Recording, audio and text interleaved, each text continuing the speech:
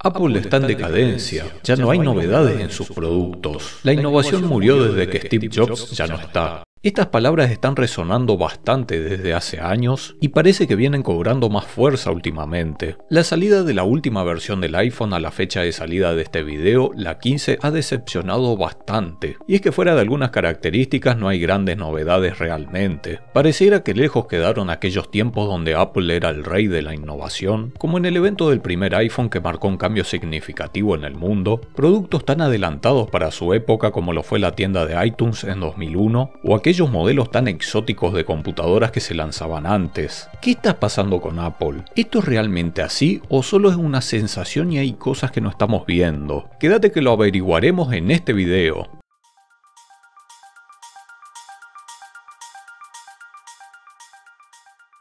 Este video está patrocinado por GBG Mall. En GBG Mall podemos adquirir licencias originales para Windows a precios muy económicos. También encontraremos licencias para Office, distintos programas e incluso videojuegos. De hecho, voy a aprovechar para comprar una licencia de Windows 10 que estoy necesitando. Si aplicamos el código de descuento TU25 obtendremos un 25% de descuento adicional. Y un detalle no menor es que esta licencia sirve incluso si queremos actualizar luego a Windows 11. Pero, ¿cuál es el truco? ¿Por qué son tan baratas estas licencias? Bueno, esto es porque se tratan de licencias OEM. Este tipo de licencias son utilizadas por los fabricantes al vender equipos con Windows ya preinstalado. Su limitación es que se ligan a la placa base de la computadora, pero considerando su precio es un detalle insignificante, sobre todo si no van a cambiar su equipo o la placa por mucho tiempo. Estas licencias son completamente legales y son una excelente opción para tener nuestro Windows activado con todas las actualizaciones que lanza Microsoft. En la descripción y un comentario fijo les dejaré los enlaces y el código de descuento. Muchas gracias a GBG Mall por patrocinar el espacio.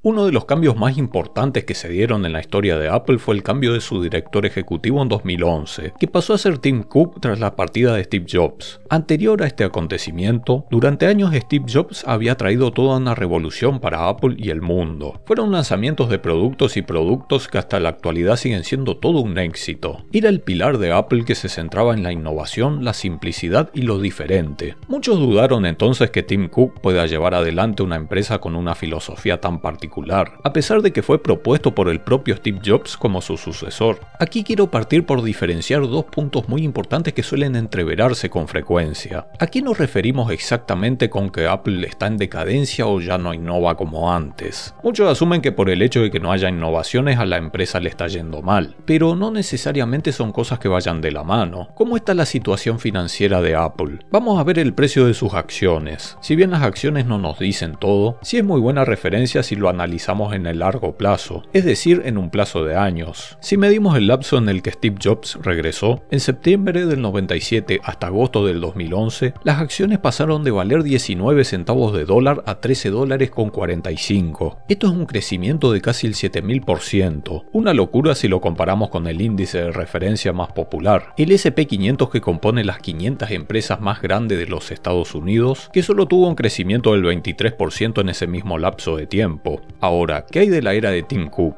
Desde que entró como CEO, las acciones crecieron hasta llegar aproximadamente a los 170 dólares en la actualidad. Esto es un aumento del casi el 1200%. Si bien no fue un crecimiento tan grande como el de Steve Jobs, es justo remarcar que mientras más grande es una empresa, mayor es el capital que necesita para crecer en términos porcentuales. Como en el 97 Apple era más pequeña, era más fácil ver crecimientos más grandes en los tiempos de Steve Jobs. Lo importante es que con Tim Cook Apple siguió creciendo con los años. Para reforzar aún más los datos, la capitalización bursátil de Apple, es decir, básicamente el valor total que tiene la empresa, es de 2.700 billones de dólares, superando levemente a uno de sus mayores rivales, Microsoft, y ni hablar de Google. De hecho, Apple sigue siendo la inversión favorita de Warren Buffett. La mayor parte de su cartera está compuesta por sus acciones. Buffett es considerado el mejor inversor de todos los tiempos. Estamos hablando de una persona que tiene más de 90 años e invierte al día de hoy como si estuviera por vivir casi otros 100 años más. Los activos totales de Apple superan por mucho sus pasivos, es decir, es una empresa muy solvente y puede pagar sus deudas en el largo plazo. Y aunque al señor Tutos PC le gusta mucho el tema sobre inversiones, este es un canal de tecnología y no los quiero aburrir con más datos. Es más que suficiente para concluir que Apple no está en decadencia ni de broma, al menos desde la parte financiera. Sea lo que sea que está haciendo Tim Cook, lo está haciendo muy bien para Apple. La pregunta es, ¿sigue innovando? Este es un tema mucho más complejo para analizar, pero adelantándonos a la respuesta, el señor Tutos PC llegó a concluir que Apple pasó de ser una empresa que tomaba muchos riesgos a ser más conservadora, y si bien siguen innovando, lo hacen de manera distinta como lo hacían en el pasado. También hay razones que dan sentido al por qué Apple ya no se percibe como antes. Vamos a retroceder al pasado. Hay un detalle que se suele dejar de lado en la actualidad, y es que Apple no siempre fue conocida por ser una empresa en que lo esté haciendo todo bien, sino que ha pasado por una montaña rusa de éxitos, fracasos y éxitos. Pasó por varias etapas que podemos dividirlas básicamente en 4. Sus primeros años, su etapa sin Steve Jobs, su etapa con Jobs como CEO y la etapa de Tim Cook. En las dos primeras al menos la estrategia de Apple consistía en lanzar nuevos productos, principalmente computadoras completas, simples y listas para el cliente. Esta fue una época en que las computadoras personales no estaban para nada consolidadas. Había una competencia más variada, eran varios los sistemas operativos para el escritorio, no había tantas estandarizaciones marcadas como las hay en la actualidad, y la tecnología podía cambiar mucho en pocos años. En el caso de Apple, muchas de estas computadoras tenían un diseño particular y sus lanzamientos se daban con frecuencia. En gran parte era un lanzamiento al año, salvo algunos casos excepcionales en el que transcurrió más tiempo sin haber lanzado nada nuevo. Algunos de estos casos fueron todo un éxito, como el Apple II, uno de los primeros en traer pantalla a color y enfocado tanto para expertos como aficionados en la informática. Fue producida a gran escala. Luego vino el Apple II Plus, una mejora del modelo anterior, el Apple III, silenciosa y sin ventiladores, novedoso sí, pero salió muy apresurada y se sobrecalentaba demasiado, problema que solucionaron con el próximo modelo, el Apple III Plus. Apple Lisa, la primera computadora personal comercial con interfaz de usuario y ratón, novedosa también, pero un fracaso total en ventas por su precio elevado, entre otras razones. El Lisa Mouse, uno de los primeros ratones comerciales vendidos, la Macintosh portable, el primer portátil de Apple en el espacio a bordo de un transbordador espacial, muy novedoso pero un desastre en ventas, y lo mismo con otros modelos de portátiles que lanzaron en los 90, tenían costos elevadísimos y problemas con la batería. Es imposible abarcar todos los lanzamientos de Apple en detalle en el video, para el que le interesa le voy a dejar un enlace a Muy Computer con la evolución de sus productos en la descripción al final. A lo que quiero ir es que cuando miramos todo este listado de productos que lanzó Apple en el pasado y vemos el Apple actual, da la sensación de que la empresa está estancadísima. Para el que sabe medianamente de Apple, pareciera que es una empresa que en la actualidad no vende más que el iPhone, las MacBooks y tal vez el muchacho. Debemos tener en cuenta que Apple se inició oficialmente en 1976, es decir, fueron 35 años previos a la etapa de Tim Cook como CEO.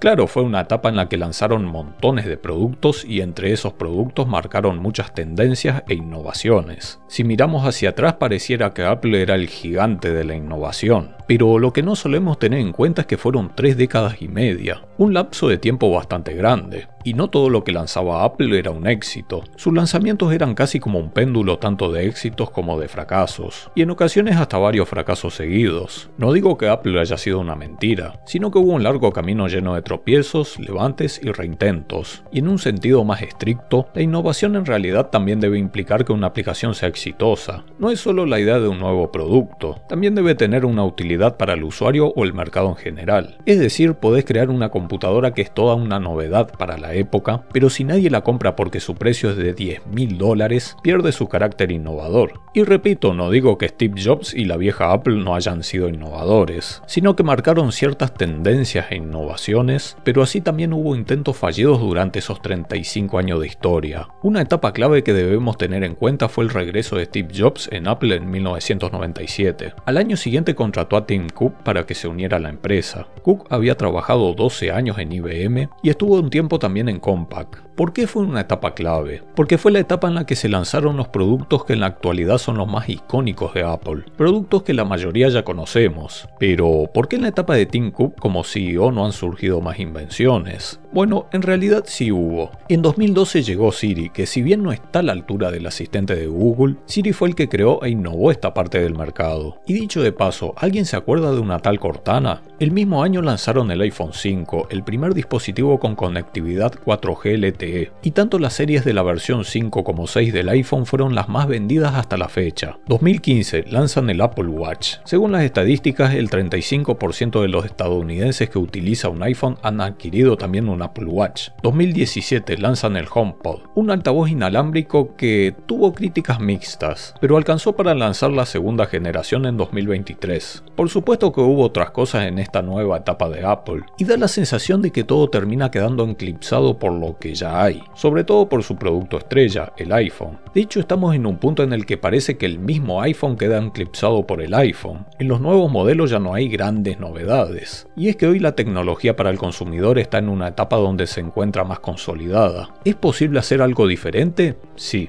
Lo difícil es hacer algo diferente, mejor y útil. Y no es que no se haya intentado algo nuevo. Hubo montones de marcas que ya probaron conceptos distintos. ¿Alguien recuerda los Motomods? ¿Los teléfonos modulares? Hubo smartphones multitouch con teclado físico, smartphones con convergencia, smartphones plegables. Muchas cosas murieron en el camino y otras captan una pequeña cuota de usuarios que cuenta con el dinero y quiere algo diferente a lo tradicional. Pero el formato estándar es lo que predomina y la gente no encuentra utilidad más allá de eso. Una empresa tiene dos opciones. Pueden adoptar una postura conservadora y lanzar un producto estándar, o arriesgarse y hacer algo diferente con dos posibles resultados. O será un rotundo éxito o un rotundo fracaso en ventas. El problema para Apple es que el iPhone representa casi el 50% de los ingresos de la empresa, y así como están haciendo las cosas superan incluso a Microsoft. Hay mucho por perder y poco por ganar si se apuesta por un cambio radical, más si tenemos en cuenta que el negocio de Apple no está en captar la mayor cantidad de usuarios posibles, sino captar ese público que busca algo distinto, que busca un artículo de lujo. Sus productos son caros y la manzana representa una simbología de estatus social. No es el negocio de Apple llegar al 90% de cuota de mercado, sino en centrarse en su grupo de usuarios. Estas son las razones por las que creo que hay ese aire actual de que Apple ya no innova. Es verdad que ya no se apuesta por un riesgo mayor. Lo que se hace ahora es añadir pequeñas mejoras. Y si la novedad no funciona, pues bueno, no pasa nada, seguís teniendo igualmente un teléfono estándar del mercado. Y de manera similar pasa en el mercado de los portátiles. Hay marcas que prueban con cosas diferentes o traen algunos agregados, pero volvemos a lo mismo. Captan un mercado muy pequeño y en la mayoría de los casos son cosas que terminan siendo descontinuadas. Nada supera el formato estándar. Steve Wozniak, uno de los cofundadores de Apple, habló también con respecto a este tema y sostiene que la innovación está en las cosas importantes de la vida. But Steve Jobs died and everyone said,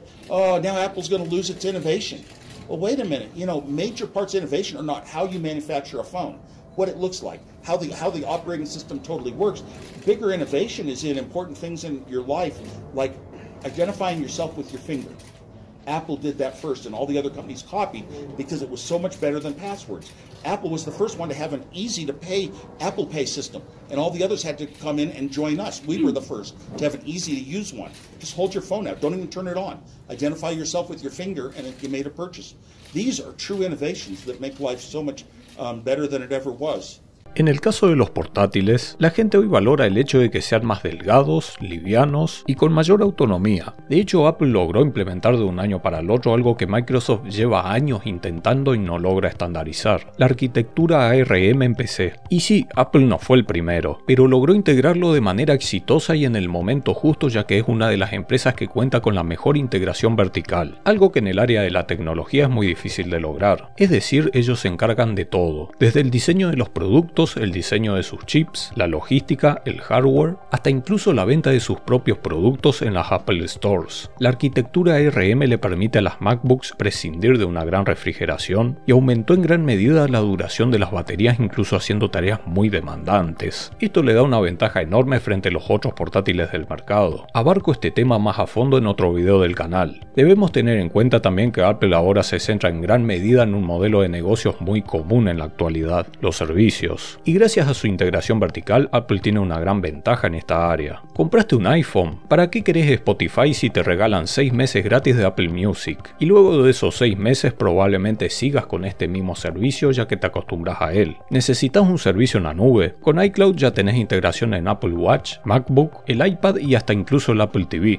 ¿Para qué descargar otro navegador teniendo Safari? Está increíblemente optimizado y es un lujo que solo Apple puede darse, ya que cuentan con un ecosistema cerrado y ellos conocen mejor que nadie su sistema operativo. Y esto también es un ejemplo de exclusividad accesibilidad. Es un navegador VIP que no está disponible en otro sistema que no sea de Apple. Al mismo tiempo usan Safari para incentivar el uso de otra de sus herramientas como Apple Pay. De forma similar pero a su manera, Microsoft te incentiva a usar Edge en Windows. Básicamente te ponen una pistola en la cabeza para que lo uses. Así pasa con todo, a través de sus mismos productos base promocionan sus servicios. Y lo mismo hacen a la inversa, sus servicios pueden ser aprovechados en todos sus dispositivos. Con Apple Arcade ya convertís en consola el iPhone, iPad, la MacBook y el Apple TV. Todo esto forma una especie de cadena o como también podríamos llamar un negocio redondo. Otras empresas también lo hacen a su manera. Microsoft te ofrece OneDrive, Outlook, Microsoft 365, al igual que Google a través de Android. Tenés Google Fotos, la suite ofimática de Google o su almacenamiento en la nube. Y claro que hay usuarios de Apple que quizás prefieren otro servicio en la nube o usan Spotify, pero nadie es mejor que Apple para aprovechar mejor este modelo. En 2022 la división de Apple Service le aportó el 19% de sus ingresos ese mismo año. A todo esto hay un lado que aún nos queda por ver de Apple del cual vienen muchas quejas y lo deja mal visto con respecto a este tema en general. De forma anual se hace el anuncio del nuevo modelo del iPhone, y en el caso del iPhone 15 hubo muchas decepciones. Los mayores cambios fueron el USB tipo C, que ni siquiera es una novedad de Apple, sino que la Unión Europea los obligó a ponerlo por una cuestión de estandarización básicamente. Un nuevo diseño que trae una capa de titanio en los bordes, y dichos bordes son más redondeados, transmitiendo la sensación de que el modelo anterior ya está un poquito más viejo al lado de este. La versión básica implementó el Dynamic Island, el cual reemplaza el notch. En sí no es una novedad esta característica, sino el hecho de que ahora el modelo base lo trae y no solo el Pro. Y listo, como que ahí quedó todo. Si comparamos el modelo base del 15 con el 14 Pro del año anterior, son prácticamente iguales, y hasta incluso el 15 base es inferior en algunas cosas. Algo que no podía creer es que la frecuencia de actualización de la pantalla de este modelo base es de 60 Hz. Estamos hablando de un móvil de $800. Yo tengo un Moto G72, un móvil que está a $235 aquí en Argentina y trae la opción de 120 Hz. La única explicación es que lo limitan intencionalmente para que los modelos Pro se vean superiores, nada más. Teniendo en cuenta que estos eventos están bastante inflados, y con todo lo que vimos en este video es lógico pensar que no haya grandes cambios de un año para el otro. Pero si todos los años hacen pequeñas mejoras, en 3 o 5 años quizás ahí ya se justifican mucho más los avances. La pregunta es, ¿y por qué no lanzan un nuevo modelo de manera más espaciada? Es decir, cada 2, 4 o 5 años. Aclaro que esto ya es una especulación personal. Llegué a la conclusión de que sencillamente a Apple no le conviene. Les resultaría más contraproducente no lanzar un nuevo iPhone cada año que hacerlo, aunque se lleven las decepciones de muchos usuarios. No optan por la mejor opción, sino por la menos peor. ¿Por qué? Porque la información circula más rápido que nunca. Esto se debe principalmente a la masificación de Internet y las redes sociales. Hoy abrís la página de inicio de YouTube y te enterás al momento de cosas que ni esperabas. O hablas con tu amigo acerca de videojuegos, tu teléfono te escucha y ahora te salta la publicidad de la nueva GS5. Antes no era muy difícil ser un ermitaño que en pleno 1999 pensara que lo más zarpado eran los juegos de 16 bits. No era fácil enterarse de lo nuevo tan rápido. Hoy la información es clave, el negocio de las empresas está en figurar, y eso implica presentar productos todos los años sea como sea, y en cierto modo les genera publicidad gratis con las reviews y las publicaciones. Todas las marcas hacen prácticamente lo mismo. Y sí, a veces las novedades entre comillas son cuestionables, o hasta se dan incluso pasos hacia atrás en ciertas cosas. La gracia es anunciar algo. Un caso que ejemplifico con esto son las consolas. Antes por lo general tenían un solo modelo por generación y listo, sin novedades hasta la siguiente generación. Después agregaron la versión Slim.